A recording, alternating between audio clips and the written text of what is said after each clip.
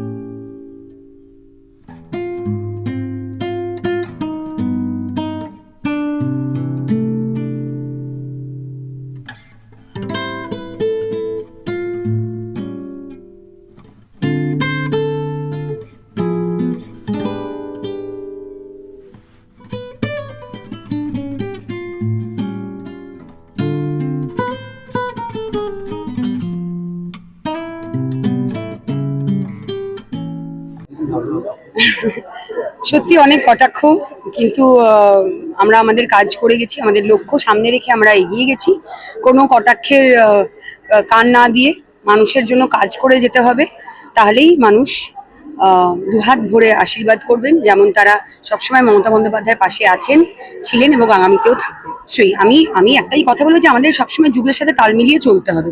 তা বলে এই না যে আমরা আমাদের ট্রেডিশন, আমাদের কালচার, আমাদের রুটস, আমাদের অর্থোডক্স মেথডস আমরা ভুলছি না, কিন্তু হ্যাঁ, দুটোই আমাদের পাশাপাশি প্যারালালি করে এগিয়ে যেতে হবে। সেই জন্য অবশ্যই মানুষ যেন সরাসরি আমার সাথে এসে আমার বিধায়ক অফিসে তারা আমার সাথে দেখা করতে পারবে, তাদের সমস্যার কথা জানাতে পারবে। সেই সাথে আমাদের এআই এর যুগে তাল মিলিয়ে চলার জন্য আমি একটা কিউআর কোডও আজকে লঞ্চ করলাম। সেই কিউআর কোডটি স্ক্যান করে তারা একটা গুগল শিট আসবে এবং তাতে কিছু প্রশ্ন থাকবে, সেই প্রশ্নগুলো উত্তর দিয়ে তারা সরাসরি সাবমিট করে তাদের সমস্যার কথা আমার অবধি তারা পৌঁছে দিতে পারে। সেটা সাবমিট করা মাত্র সরাসরি আমার কাছে সেই শিটটা পৌঁছে যাবে। তো নিজেও ভাবছি যে সত্যি প্রায় 1 মাস হতে চললো, আর কিছুদিন হলেই 1 মাস হয়ে যাবে। 4 তারিখে আমাদের রেজাল্ট বেরিয়েছে। বলতে পারবো না, আমাদের কাজ করে যে যাচ্ছি, কিন্তু স্বাক্ষরের অধিকার তো তখনই আসবে যখন আমি শপথ নেব এবং মাননীয় রাজ্যপাল আমাদেরকে যখন সময় সুযোগ সুবিধে তার হবে, তার অপেক্ষায় আমরা বসে আছি এবং তিনি আমাদের সাংবিধানিক প্রধান, কনস্টিটিউশনাল হেড। তাই নিয়মের অনুযায়ী, নিয়মের বাইরে তো আমরা গিয়ে কিছু করতে পারবো না।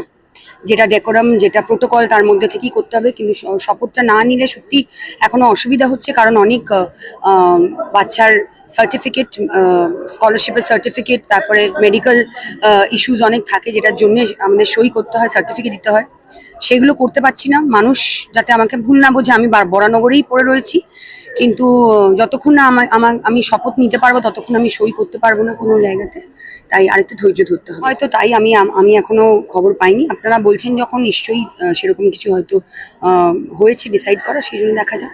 এইটাকে ধরে রাখতে চাই, আমি এটাকে ধরে রাখতে চাই।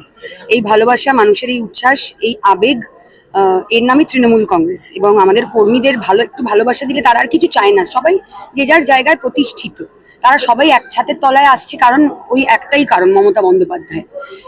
এবং প্রত্যেকটি কর্মী কিন্তু আবেগে আজ দল করে এবং তারা কিছুই তাদের ডিমান্ড না, তারা একটু ভালোবাসার, সম্মান, এইটুকুটাই চায়। তারা ঝাঁপিয়ে পড়ে লড়াই করতে, জীবন দিয়ে লড়াই করতে রাজি আছে দলের জন্য। আমি এটা ধরে রাখার চেষ্টা করবো আগামী দিনে।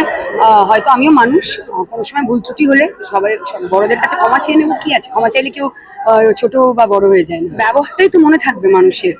আজকে তো আমি যদি দুটো হেসে কথা বলি মানুষের সাথে, কি হবে তাতে? কিছু তো, আমার তো ট্যাক্স লাগছে না আলাদা করে, বলা যায় না। আবার কেন্দ্রে যে সরকার রয়েছে তারা হয়তো একটু ভালোবেসে হেসে কথা বললো, তাতেও ট্যাক্স লাগিয়ে দেবে দুদিন পর, বলা যায় না।